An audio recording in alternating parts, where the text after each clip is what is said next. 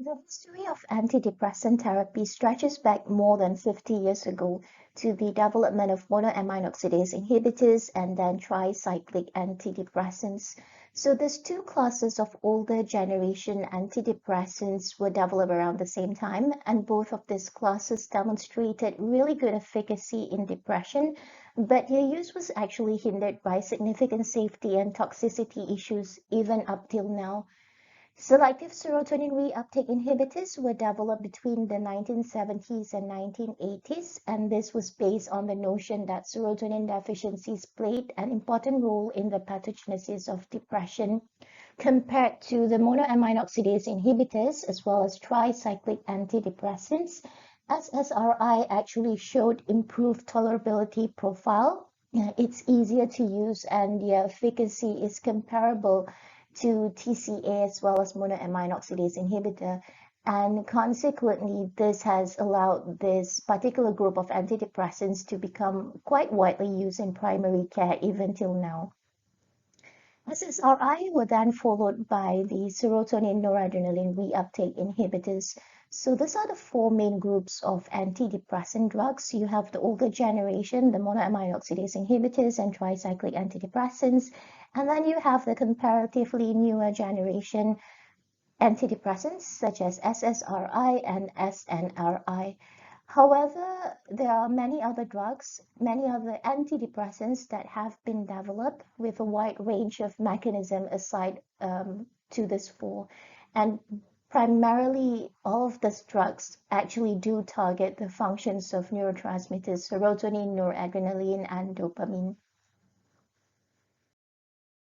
General, antidepressants function by increasing the availability of monoamine neurotransmitters, serotonin, noradrenaline, or dopamine in the synapse. And these are the monoamines that are thought to be depleted in depression.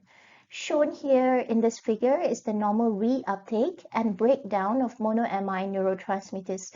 So once monoamine neurotransmitters are released into the synaptic cleft, and once it exerted its action on the postsynaptic receptor, its action is then terminated by a reuptake and then consequently the breakdown of the monoamine neurotransmitter.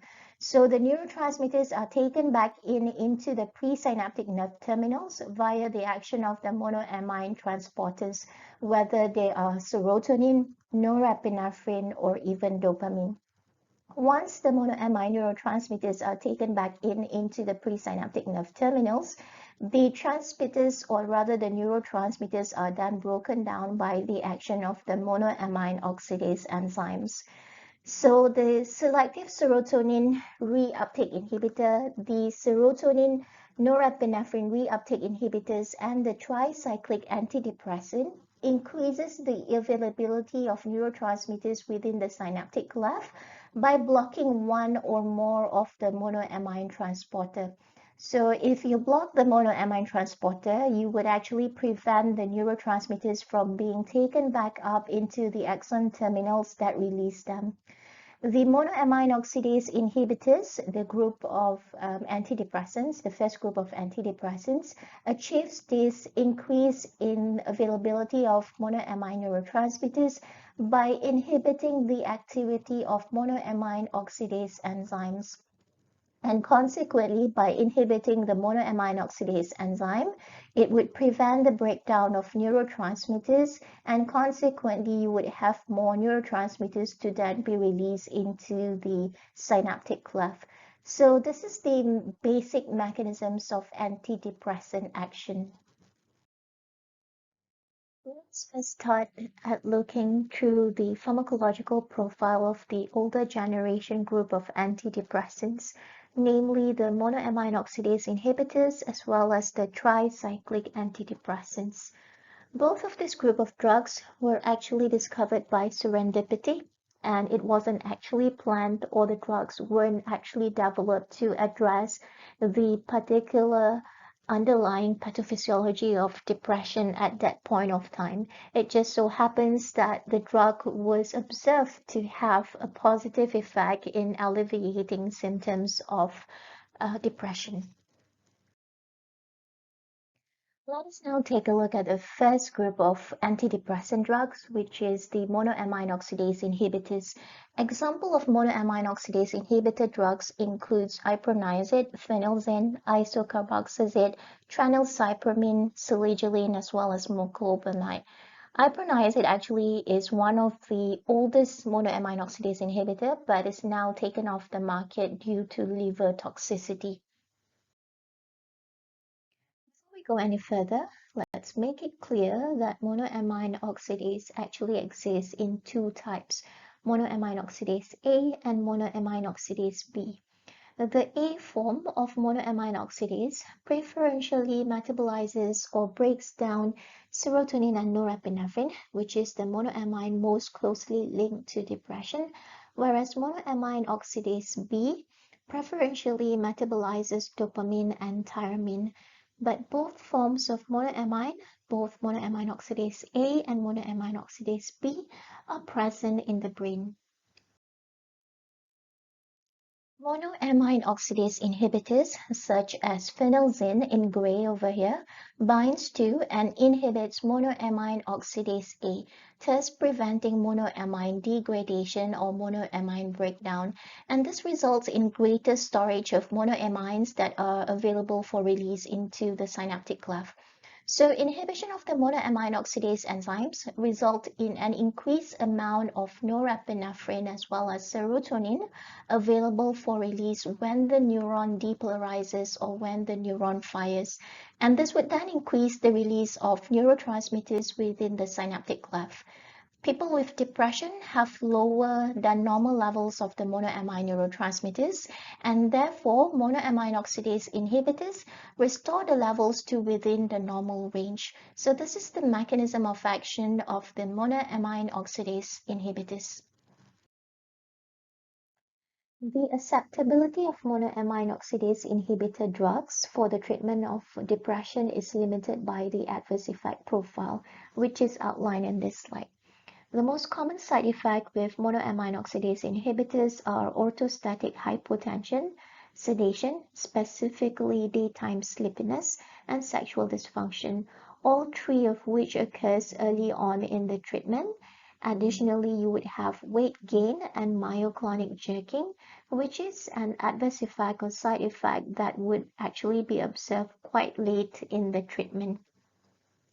Monoamine oxidase inhibitors are also associated with risks of potentially fatal hypertensive crisis, and this is when they are administered or given together with food that is rich in tyramine.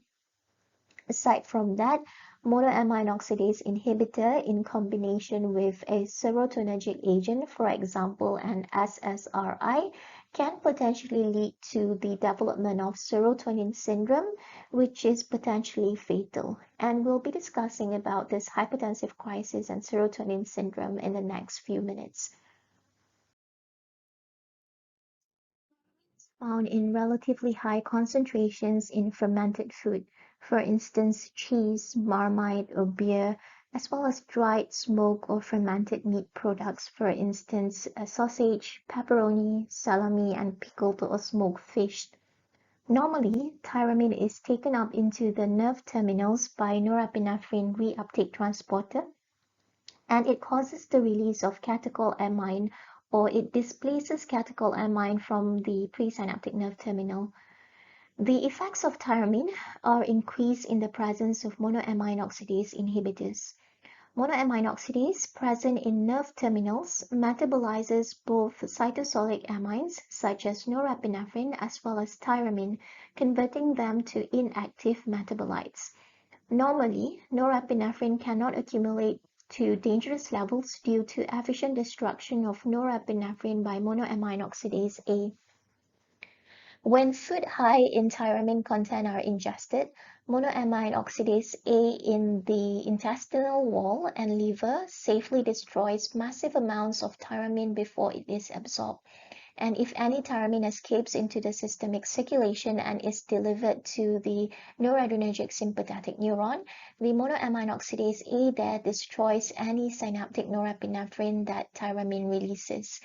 If there is presence of monoamine oxidase A inhibitors, The result is a lack of destruction of the released norepinephrine and consequently the accumulation of norepinephrine. Thus, when you have monoamine oxidase A inhibition occurring in the presence of tyramine, this combination can result in excessive synaptic norepinephrine levels within the synaptic neuron, which can then lead to excessive stimulation of postsynaptic adrenergic receptors and dangerous physical changes such as vasoconstriction and consequently elevated blood pressure. Such blood pressure elevation can potentially be sudden and dramatic, creating hypertensive crisis, which can lead to intracerebral hemorrhage or even death.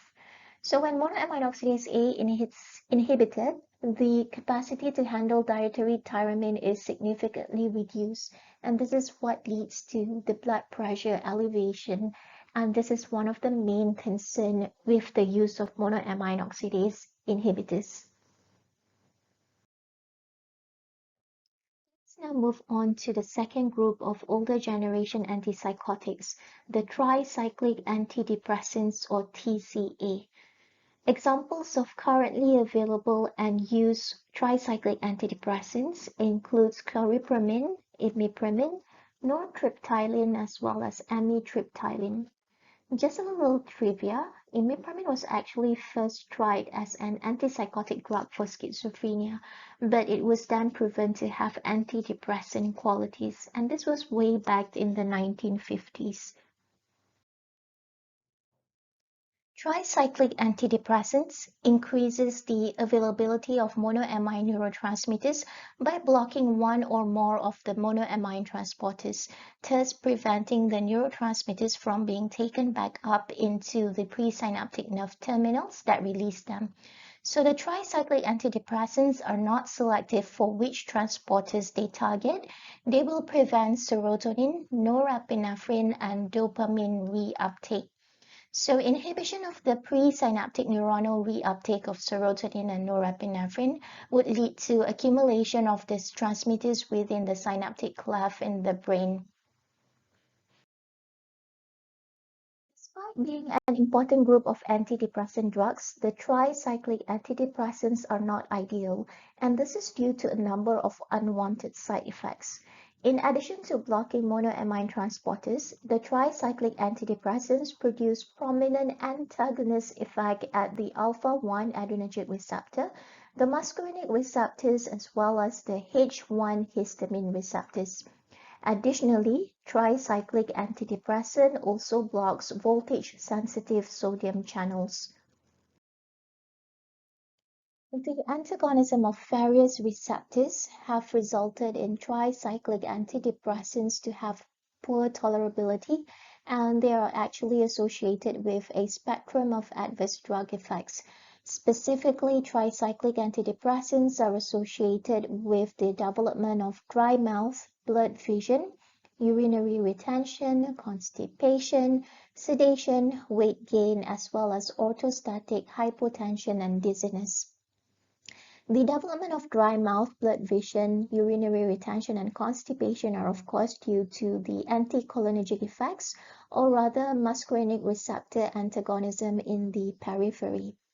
Sedation and weight gain can be attributed to its histamine H1 antagonism activity, and postural hypotension or orthostatic hypotension is due to adrenergic alpha-1 receptor antagonism, which then causes vasodilation of the blood vessels and consequently a decrease in total peripheral resistance, which then brings the blood pressure down. Overdose with tricyclic antidepressants are associated with an increased risk of coma and seizure and potentially fatal cardiac arrhythmia or arrest. And these cardiovascular effects of tricyclic antidepressants can be attributed to the blockade of inactivated sodium channels, thus slowing down depolarization in the His-Purkinje system as well as ventricular myocytes, and this can result in the life-threatening dysrhythmia. In addition, tricyclic antidepressants in rare cases appear to be connected with the development of neuroleptic malignant syndrome. Currently, the side effects of tricyclic antidepressants have put them in second line of defense against depression. The first one is SSRI, but they are good for treatment-resistant depression because they are very strong in terms of alleviating or in terms of addressing the various clinical manifestation of depression. However, tricyclic antidepressants are not recommended for elderly patients more than 65 years old, and this is because of its liability to induce toxicity as well as a confused state. Tricyclic antidepressants can also produce additive CNS depression with other CNS depressant agents such as alcohol, barbiturates, opiates, as well as benzodiazepine. So it is not advisable to administer tricyclic antidepressants together with any CNS depressant drugs. These two groups of older generation antidepressants had three particular drawbacks. First, due to their non-selective nature, they are associated with a variety of unpleasant and sometimes can be fatal adverse reactions. For instance, the non-selectivity effects of tricyclic antidepressants and the fact that it is an antagonist at various receptors produce several aversive side effects such as postural hypotension, cardiotoxicity, confusion and memory dysfunction, as well as excessive sedation, especially in the elderly.